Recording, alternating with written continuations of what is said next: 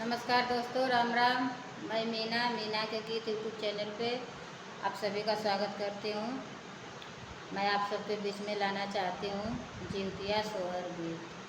हमारा जिउतिया सोहर गीत पसंद आए तो लाइक सपोर्ट ज़रूर करिएगा। कमेंट बॉक्स में ज़रूर बताइए ये हमारा सोहर गीत कैसा लगा। कहाँ से आवली मालिनिया त कहाँ से ग्वालिन आवा हो। कहाँ से आवली रानिया त कहाँ से ग्वालिन आवा हो। मैया कहाँ से आवली रानिया जिउतिया माई के पूजई हो।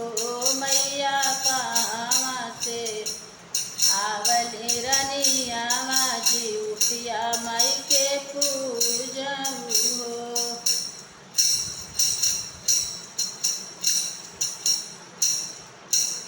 बगिया से आवली मालिनिया तक बगिया से आवली मालिनिया गौशाला से ग्वालिन आवा हो।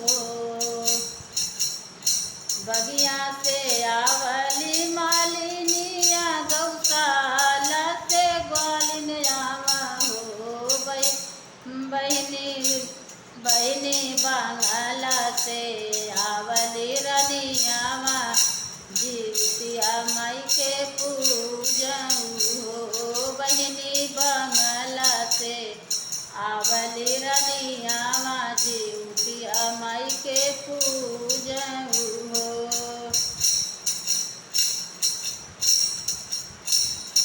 कौले के आवली मालिनिया त कौले के ग्वालिन आवा हो।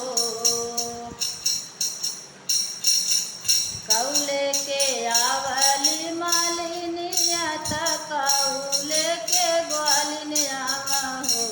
सखिया कौले के आवली रनियावा जिउतिया माई के पूजऊ हो।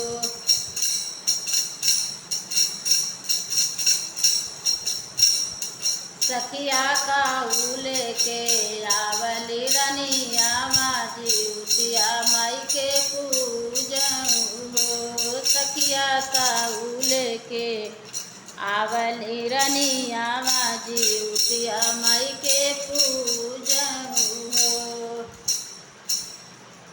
फूल लेके आवली मालिनिया त दही लेके ग्वालिन आवा हो।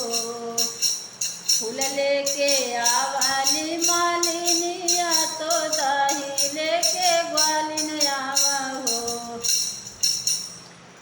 सखिया ललना लेके आवली रनियावा जिउतिया माई के पूजई हो। सखिया ललना लेके आवली रनियावा जिउतिया माई के पूजऊ हो।